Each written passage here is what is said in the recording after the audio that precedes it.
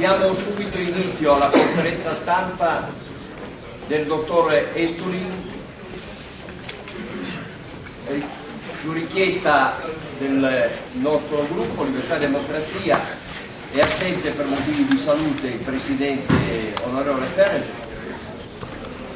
Porto anche i saluti del capo della delegazione della Lega Nord e saluto ovviamente i colleghi parlamentari che sono voluti intervenire a questa conferenza stampa. Io ruberò poco tempo, anche perché ce l'hanno rubato già molti maleducatamente quelli che ci hanno preceduto, e voglio soltanto sottolineare l'importanza della presenza del dottor Estulin, Daniel Estulin, che oggi il più famoso giornalista di inchiesta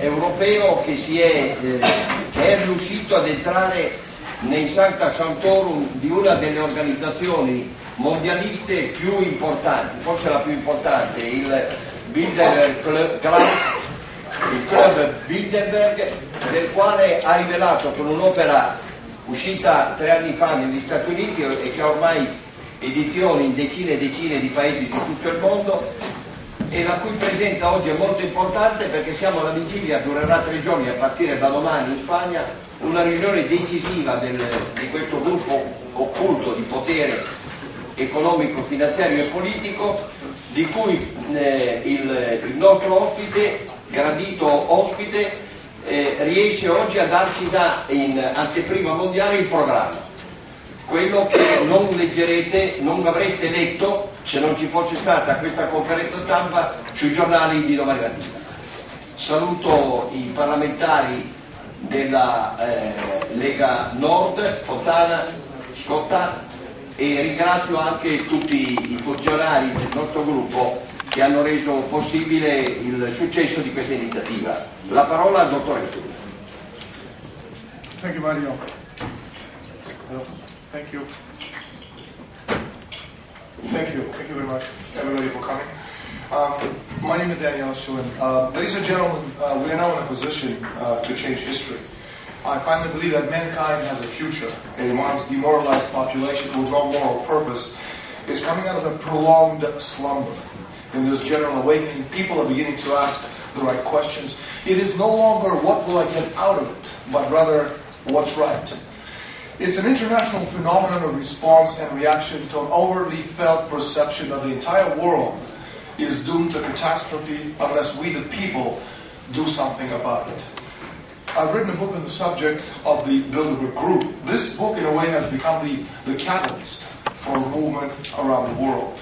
Now, we don't have a lot of time, so I would like to explain to you what Bilderberg is and why it must be stopped. And also, I would like to start with saying to you that Bilderberg is the old NATO alliance. It was born in 1954 as a group, basically what they themselves call the aristocracy of purpose between American and Western European alliances on the best ways to manage the planet. We're talking about the presidents and prime ministers of every European nation, Prime Minister of Canada, President of the United States. We're talking about the leading 50, 60 CEOs of the world's most powerful corporations.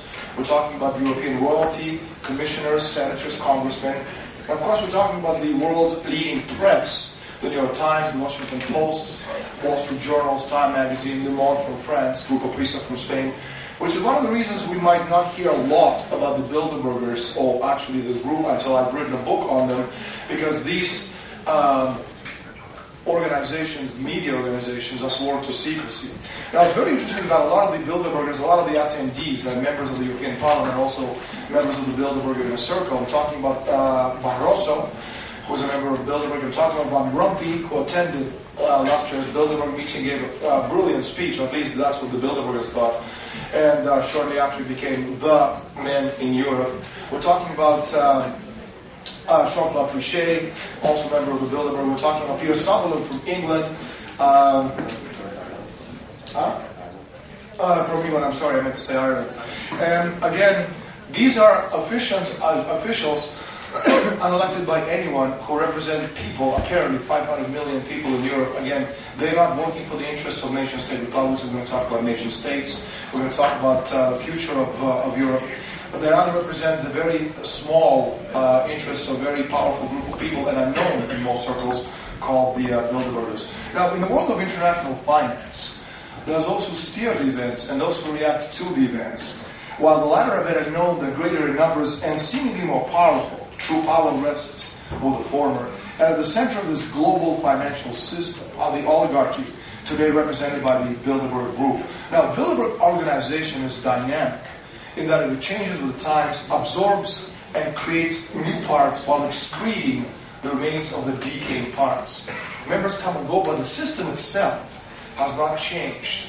It is a self-perpetuating system, a virtual spider web of interlocked financial, political, economic, and industry interests. Now, Bilderberg isn't a secret society. It's not an evil, all-seeing eye.